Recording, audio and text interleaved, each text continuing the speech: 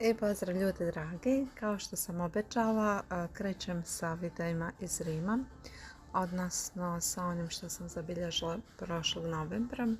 Mi smo prošlog novembra išli u Rim, a to je onako bila moja velika želja iz djetinjstva da putujem u Rim, a inače volim da putujem svugdje kolima, tako da je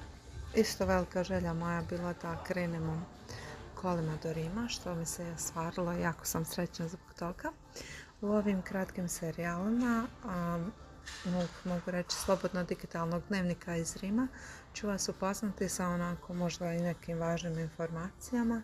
a i onako da ću vam neke osnovne uvide što možete tamo da očekujete i onako ako planirate neki put tamo, da imate onako na umu što bi bilo korisno znati. Pa evo za početak jedna informacija koja je jako korisna ako idete automobilom je da pratite strogo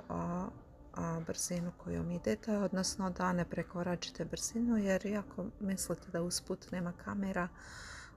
ili radara, moram vam reći da na svako malo su postavljene zapravo kamere koje snimaju kretanje automobila, i ako ih vi ne vidite, nevidljive su, one su tu, obično su na ovim putokazima, odnosno na ovim obilježjima iznad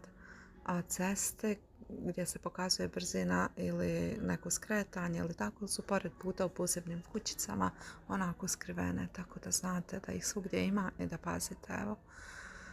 to bi bilo za sve za danas i vidimo se u nekom narednom videu. Pozdrav!